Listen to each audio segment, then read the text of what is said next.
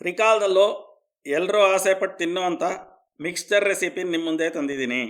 ನಮಸ್ಕಾರ ವೀಕ್ಷಕರಿಗೆ, ಶರ್ಮಾಸ್ ಕಿಚನ್ಗೆ ಸ್ವಾಗತ ಸುಸ್ವಾಗತ. ಒಂದು ಪಾವು ಕಡಲೆ ಹಿಟ್ಟು, ಸ್ವಲ್ಪ ಅಕ್ಕಿ ಹಿಟ್ಟು ಹಾಕಿ ಜರಡಿ ಹಿಡ್ಕೊಳ್ಳಿ. ಜರಡಿ ಹಿಡಿದ ಹಿಟ್ಟನ್ನು ಒಂದು ಬೌಲ್ಗೆ ಹಾಕಿ, ರುಚಿಗೆ ತಕ್ಕಷ್ಟು ಉಪ್ಪು ಹಾಕಿ ಒಂದು ಸಾರಿ ಬೆರೆಸಿ, ಸ್ವಲ್ಪ ಕಾದೆಣ್ಣೆ ಹಾಕಿ ಚೆನ್ನಾಗಿ ಸಾಟಿ ಮಾಡಿ. ನಂತರ ಸ್ವಲ್ಪ ಸ್ವಲ್ಪ ನೀರು ಹಾಕಿ ಚಪಾತಿ ಹಿಟ್ಟಿನ ಹದಕ್ಕೆ ಕಲಸಿ, ಮೇಲೆ ಸ್ವಲ್ಪ ಎಣ್ಣೆ ಸವರಿ ಒಂದು ಉಂಡೆ ಮಾಡಿ. ನೋಡಿ, ಈ ಥರ ಉಂಡೆ ಬರುತ್ತೆ. ಹಿಟ್ಟು ಕಲಸಿದಾದ್ಮೇಲೆ ಚಕ್ಲಿ ಒರಳಿಗೆ ಬಿಲ್ಲೆಗೆ ಎಣ್ಣೆ ಬಳಿಬೇಕು. ಎಣ್ಣೆ ಹಚ್ಚಿದ ಮೇಲೆ ಚಕ್ಲಿ ಒರಳು ಹಿಡಿಯೋ ಹಾಗೆ ಉಂಡೆ ಮಾಡಿ ತುಂಬಿಸಿ. ಈಗ ಒರಳು ರೆಡಿಯಾಗಿದೆ. ಸ್ಟವ್ ಮೇಲೆ ಎಣ್ಣೆ ಬಾಣಲೆ ಇಟ್ಟು ಸ್ಟವ್ ಅಂಟಿಸಿ.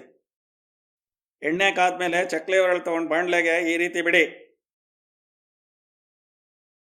ಎಣ್ಣೆ ಚೆನ್ನಾಗಿ ಕಾದಿದ್ರೆ ಜಾಸ್ತಿ ಹೊತ್ತು ಬಜ್ಜಿ ಬೊಂಡು ಥರ ಬೇಯಿಸೋ ಅಷ್ಟಿಲ್ಲ.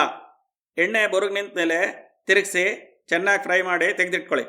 ಹಿಟ್ಟು ಮುಗಿಯೋವರೆಗೆ ನಿಮಗೆ ಬೇಕಾದ ಬಿಲ್ಲೆಗಳಲ್ಲಿ 2 ಅಥವಾ 3 ಥರ ಬೇಕಾದರೂ ಬಿಡ್ಬೋದು. ನೋಡಿ, ಗರ್ಗರಿಯಾಗಿ ಸಣ್ಣ ಸೇವ್ ತುಂಬ ಚೆನ್ನಾಗಿ ಬಂದಿದೆ. ಮೊದಲು ಸಣ್ಣ ತೂತಿನ ಬಿಲ್ಲೆಯಿಂದ ಅರ್ಧ ಹಿಟ್ಟಿಗೆ ಸೇವ್ ಮಾಡಿದ್ದೀವಿ. ಈಗ ದೊಡ್ಡ ತೂತಿನ ಬಿಲ್ಲೆಯಿಂದ ಸೇವ್ ಮಾಡ್ತಾ ಇದ್ದೀವಿ. ನೋಡಿ, ಎಣ್ಣೆ ಬಾಣಲೆಯಲ್ಲಿ ಅಷ್ಟಗಲ ಗುಂಡಿಗೆ ನೀಟಾಗಿ ಬಿಟ್ಟರೆ ಚೆನ್ನಾಗಿ ಬೇಯುತ್ತೆ. ಒಂದೇ ಕಡೆ ದಪ್ಪಕ್ಕೆ ಬಿಟ್ಟರೆ ಅದು ಸರಿಯಾಗಿ ಬೇಯಲ್ಲ, ಹಸ್ಕಸ್ಕಾಗಿರುತ್ತೆ. ನೋಡಿ, ಈಗ ಗರ್ಗರಿಯಾಗಿ ಬಂದಿದೆ, ತೆಗೆದಿಟ್ಕೊಳ್ಳಿ. ನೋಡಿ, ಗರ್ಗರಿಯಾಗಿ ದೊಡ್ಡ ಸೇವ್ ತುಂಬ ಚೆನ್ನಾಗಿ ಬಂದಿದೆ. ಚಕ್ಲಿ ಒರಳಲ್ಲಿ ಕಡೆಗೆ ಸ್ವಲ್ಪ ಹಿಟ್ಟು ಉಳಿಯುತ್ತೆ. ಅದನ್ನು ನಾನು ಚಿಕ್ಕ ಮಕ್ಕಳಿಗೆ ಇಷ್ಟ ಆಗುತ್ತೆ ಅಂತ ಚಿಕ್ಕ ಚಿಕ್ಕ ಕೋಡ್ಬಳೆ ಮಾಡಿದ್ದೀನಿ. ನೀವು ಮಕ್ಕಳಿಗೆ ಇಷ್ಟ ಆಗೋ ಥರ ಬೇರೆ ಏನಾದರೂ ಮಾಡಬಹುದು.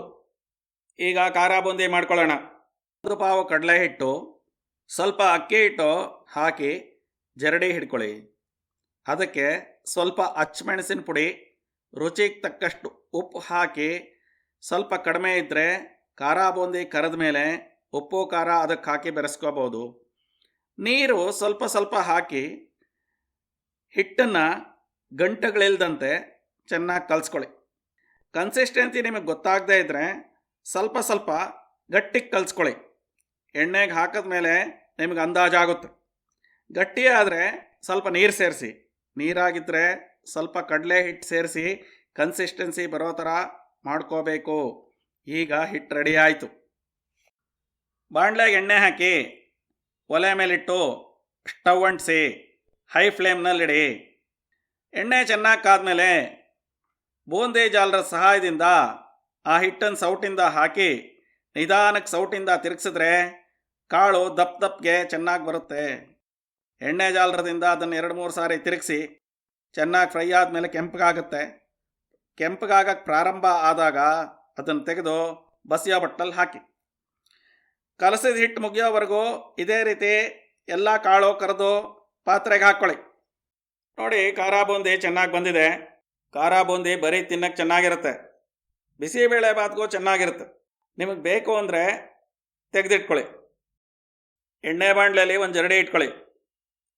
ಜರಡಿ ಕಡಲೆ ಬೀಜ ಹಾಕಿ ಜಾಲರದಿಂದ ಚೆನ್ನಾಗಿ ಕಲಕಿ. ಕೆಂಪು ಬಣ್ಣ ಬಂದಾಗ ಎಣ್ಣೆಯಿಂದ ತೆಗಿಬೇಕು. ಆಮೇಲೆ ಹುರುಗಡ್ಲೆ ಜರಡಿಗೆ ಹಾಕಿ ಕೆಂಪಗೆ ಚೆನ್ನಾಗಿ ಬಂದಮೇಲೆ ತೆಗೆದಿಟ್ಕೊಳ್ಳಿ. ಹುರುಗಡ್ಲೆ ಕರೆದಿದ್ದಾದ್ಮೇಲೆ ಅವಲಕ್ಕಿ ಆರಿಸಿ ಇಟ್ಕೊಂಡಿರಬೇಕು. ಸ್ವಲ್ಪ ಸ್ವಲ್ಪ ಅವಲಕ್ಕಿ ಜರಡಿಗೆ ಹಾಕಿ ಜಾಲರದಿಂದ ಕಲಕಿ ಅರಳಾಗಿದ ತಕ್ಷಣ ತೆಗೆದು ಹಾಕಬೇಕು. ನಿಮ್ಗೆ ಎಷ್ಟು ಬೇಕೋ ಅಷ್ಟು ಅವಲಕ್ಕಿ ಕರೆದು ಹಾಕ್ಕೊಳ್ಳಿ. ಜಾಸ್ತಿ ಆದರೆ ಏನೂ ತೊಂದರೆ ಇಲ್ಲ, ಚೆನ್ನಾಗಿರುತ್ತೆ. ಕಡಲೆ ಬೀಜ, ಹುರುಗಡ್ಲೆ, ಅವಲಕ್ಕಿನ ಜರಡೀಲಿ ಕರಿಯೋದ್ರಿಂದ ತೆಗಿಯೋಕ್ಕೆ ಸುಲಭ ಆಗುತ್ತೆ. ಹಾಗಾಗಿ ಜರಡಿ ಸಹಾಯದಿಂದ ಕರಿಬೇಕು. ಕೊನೆಯಲ್ಲಿ ಕರಿಬೇವು ಕರೆದು ಹಾಕ್ಕೊಳ್ಳಿ. ಈಗೆಲ್ಲ ಕರೆದಿದ್ದಾಗಿದೆ. ಒಂದು ದೊಡ್ಡ ಬೇಸಿನ್ ತೊಗೊಂಡು ಅದರಲ್ಲೆಲ್ಲ ಹಾಕಿ. ಮಾಡಿದ ಬೆಣ್ಣೆ ಮುರುಕಿತ್ತು ಸ್ವಲ್ಪ ಹಾಕಿದ್ದೀನಿ. ಬೆಣ್ಣೆ ಮುರುಕು ರೆಸಿಪಿ ಬೇಕಾದರೆ ಕಾಮೆಂಟ್ ಮಾಡಿ. ಎಲ್ಲ ಹಾಕಿದ್ಮೇಲೆ ಹಚ್ಮೆಣಸಿನ ಪುಡಿ ಉದುರಿಸಿ, ರುಚಿಗೆ ತಕ್ಕಷ್ಟು ಉಪ್ಪು ಹಾಕಿ ಚೆನ್ನಾಗಿ ಬೆರೆಸಿ ದೇವ್ರಿಗೆ ತೋರಿಸಿ. ದೇವ್ರಿಗೆ ತೋರಿಸಿದ್ಮೇಲೆ ಅದರ ರುಚಿ ಇನ್ನೂ ಹೆಚ್ಚಾಗುತ್ತೆ. ಸ್ವಲ್ಪ ಆಚೆ ಕಡೆ ತುಳಸಿ ಗಿಡಕ್ಕೋ ಬೇರೆ ಯಾವುದಾದ್ರೂ ಪಾಟ್ಗೆ ಹಾಕಿ ತಿಂದು ರುಚಿ ನೋಡಿ. ಉಪ್ಪು ಖಾರ ಸಾಲದೇ ಇದ್ದರೆ ಉಪ್ಪು ಖಾರ ಹಾಕಿ ಸರಿ ಮಾಡಿ. ನಿಮಗೆ ಬೇಕಾದರೆ ಸ್ವಲ್ಪ ಸಕ್ಕರೆ ಅಥವಾ ಸಕ್ಕರೆ ಪುಡಿ ಹಾಕಿದ್ರೆ ರುಚಿ ಬೇರೆ ಥರ ಇರುತ್ತೆ. ಬೇಕಾದ್ರೆ ಹಾಕ್ಬೋದು, ಇಲ್ದಿರ ಇದ್ದರೆ ಸ್ಕಿಪ್ ಮಾಡ್ಬೋದು.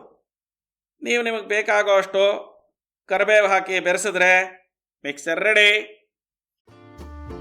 ವಿಡಿಯೋ ನೋಡಿದ್ದಕ್ಕಾಗಿ ತುಂಬ ಹೃದಯದ ಧನ್ಯವಾದಗಳು.